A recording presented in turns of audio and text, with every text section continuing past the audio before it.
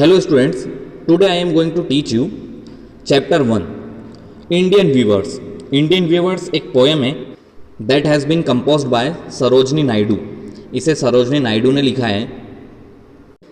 Indian मतलब होता है भारतीय और वीवर्स मतलब होता है जो जुलाहे होते हैं, जो बुनने का काम करते हैं, धागा बुनने का या कपड़े बनाने के लिए जो बुनाई का कार्य करते हैं उनको वीवर्स कहा जाता है. तो इंडियन वीवर्स का मतलब हुआ भारतीय जुलाहे, यानी कि भारत के जो वीवर्स हैं, बुनने वाले हैं, जो बुनकर जो हैं, उनके बारे में ये पोएम लिखी गई है. In this poem Sarojini Naidu talks about 3 dresses that weavers weave. इस पोएम में सरोजनी नायडू 3 अलग अलग ड्रेसेस की बात करती है जो कि वीवर्स दिन के 3 अलग अलग टाइम पे वीव करते हैं, यानी कि बुनते हैं. और ये ड्रेसेस लाइफ की जो 3 स्टेज हैं, 3 स्टेजेस ऑफ लाइफ, उनको सिंबलाइज करती है, उनके बारे में बताती है. Before starting this poem we will read meanings of this poem. First meaning is break of day. It means dawn. Dawn मतलब होता है जो मॉर्निंग टाइम होता है, जो कि अर्ली मॉर्निंग का जो टाइम होता है, सुबह का जो समय होता है, उसे कहा जाता है.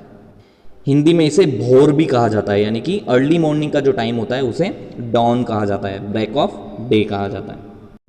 Next meaning is gay. Gay means light hearted. Light hearted means खुश मिजाज. Next meaning is robes. Robes means garments. Hindi meaning is वस्त्र.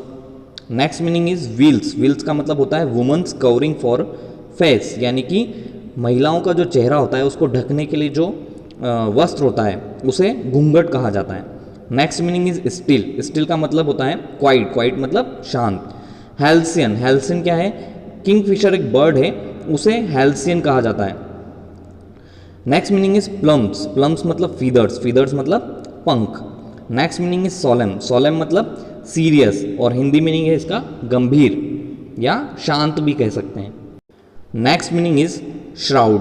Shroud means covering of a dead body, यानी कि एक डेड बॉडी को, यानी कि एक मृत शरीर जो होता है उसको ढकने के लिए जो कपड़ा उसके ऊपर बिछाया जाता है उसे श्राउड कहा जाता है, जिसे हिंदी में कफन भी कहा जाता है.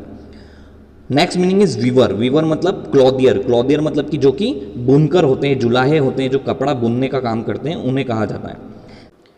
Next meaning is funeral. Funeral means excuse. Hindi में इसका मतलब होता है अंतिम संस्कार. अब हम इस पोएम का फर्स्ट स्टेंजा देखते हैं.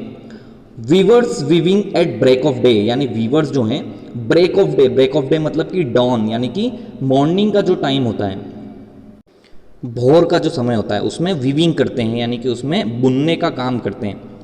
Why do you weave a garment so gay. Sarojini Naidu जो है, पोइटेस जो है, वो पूछती है कि why do you weave a garment so gay, यानी कि आप इतना गे. गे का मतलब होता है खुश मिजाज, लेकिन यहाँ हम बोल सकते हैं ब्यूटीफुल या फिर बहुत ज़्यादा अट्रैक्टिव गारमेंट क्यों बुनते हैं. Blue as the wing of a halcyon wild. Blue यानी कि जो कि गारमेंट जो है वो नीले कलर का है, और नीला कैसा? As the wing of a halcyon wild. Halcyon wild जो कि किंगफिशर जो बर्ड है, यानी कि एक पक्षी जो है, उसके विंग का, यानी कि उसके जो पंख होते हैं, उसका जो कलर होता है, उसके जैसा नीला कपड़ा वो क्यों बुनते हैं. Then weavers reply. फिर वीवर्स जवाब देते हैं, we weave the robes of a new born child, यानी कि हम एक नवजात जो बच्चा होता है, जो इन्फेंट होता है, उसके लिए एक नीले कलर का वस्त्र यानी कि कपड़ा बुन रहे हैं. This stanza shows the first stage of the life. ये स्टेंजा लाइफ की फर्स्ट स्टेज यानी कि चाइल्डहुड को रिप्रेजेंट करता है.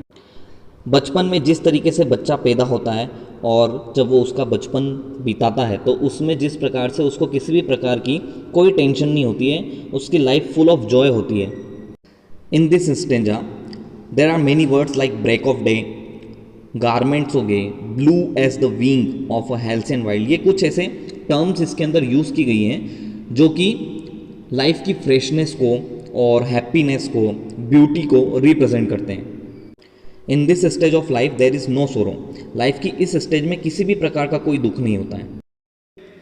Weavers weaving at fall of night, यानी वीवर्स जो होते हैं, जुलाहे जो होते हैं, weaving at fall of night. Fall of night मतलब संध्या काल, यानी कि शाम का जो समय होता है, उस टाइम पर वो वीविंग करते हैं, बुनते हैं.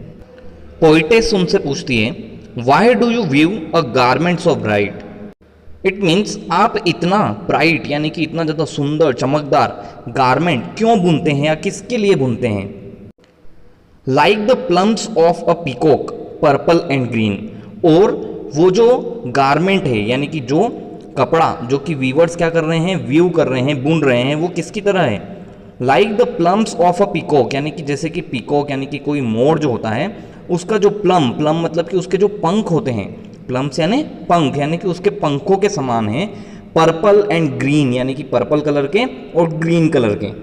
यानी कि जिस प्रकार से मोर के पंख होते हैं पर्पल और ग्रीन कलर के, उसी तरीके से वो जो गारमेंट है वो भी उसी प्रकार के कलर का है। देन वीवर्स रिप्लाई, और फिर वीवर्स जो बुनकर हैं, जुलाहे जो हैं, वो रिप्लाई करते हैं, वो जवाब देते हैं, we weave the marriage veils of a queen. यानी कि हम एक क्वीन को हम बोल सकते हैं किसी दुल्हन से, तो हम एक दुल्हन का मैरिज विल यानी कि उसकी जो शादी होने वाली है तो उसके लिए उसका घूंघट जो है उसको बुन रहे हैं, उसका कपड़ा बना रहे हैं। So in this second stanza these lines represents the second stage of the life. Second stanza की ये जो लाइन्स हैं ये ह्यूमन लाइफ की जो सेकेंड स्टेज होती है उसको रिप्रेजेंट करती है। And the second stage of human life is adulthood. Life की इस स्टेज में व्यक्ति सबसे ज़्यादा एक्टिव होता है, वो अपनी सारी इच्छाओं को पूरी करना चाहता है, एक प्रोस्पिरियस लाइफ यानी कि एक समृद्ध जीवन जीना चाहता है, और साथ ही इसी स्टेज में वह शादी भी करता है। The purple and green colour यानी कि जो पर्पल और ग्रीन कलर जो हैं वो लाइफ के स्ट्रगल को, हैप्पीनेस को और जॉय को रिप्रेजेंट करते हैं। यानी एक पर्सन की लाइफ में हैप्पीनेस और सोरो दोनों चीज़ें साथ साथ चलती है, यानी कि कभी दुख का समय होता है, कभी सुख का समय होता है। नेक्स्ट स्टेंजा देखते हैं हम, वीवर्स वीविंग सोलम एंड स्टील। यानी कि जो वीवर्स हैं, जो बुनकर हैं, जुलाहे जो हैं, वीविंग यानी कि वो बुनने का काम करते हैं, सोलम एंड स्टील यानी कि बहुत ही सोलम मतलब गंभीरता से और स्टील मतलब कि बहुत ही शांत होकर के। पोइटेस उनसे पूछती है, what do you view in the moon light chill. यानी कि आप मून लाइट में यानी कि रात के समय, मून लाइट मतलब कि जो बिल्कुल रात का समय होता है, और चिल जब बहुत ज़्यादा ठंड होती है उस समय में आप क्या बुन रहे हो। White as a feather and white as a cloud. और वो चीज़ जो बुन रहे हैं, जो कपड़ा वो बुन रहे हैं, जो गारमेंट वो बुन रहे हैं, वो वाइट है यानी कि सफ़ेद कलर का है, एज अ फीदर जैसे कि किसी पक्षी का पंख होता है, and white as a cloud और इतना ही सफ़ेद जैसे कि कोई क्लाउड होता है यानी कि जैसे बादल होता है, उसी तरीके से उतना ही वो सफ़ेद भी है। Then weavers reply, we weave a dead man's funeral shroud. यानी कि हम जो हैं क्या बुन रहे हैं, a dead man's funeral shroud. Funeral मतलब कि जो एक व्यक्ति जब मर जाता है तो उसका जो फ्यूनरल होता है, फ्यूनरल मतलब कि उसका जो अंतिम संस्कार होता है, तो उसके लिए उसको जो कपड़ा उड़ाया जाता है जिसे श्राउड यानी कफन कहा जाता है, जो सफ़ेद कलर का होता है, तो उस व्यक्ति का जो श्राउड है उसे हम बुन रहे हैं। और थर्ड स्टेंजा की ये जो लाइन्स हैं ये किसे रिप्रेजेंट कर रही हैं, ये डेथ को रिप्रेजेंट करती है यानी कि मृत्यु को दर्शाती है। और इस स्टेज में एक पर्सन के सारे हैप्पीनेस और सारी जो उसके सोरोज हैं वो सारे ख़त्म हो जाते हैं, यानी कि उसका जीवन पूरी तरह से समाप्त हो जाता है।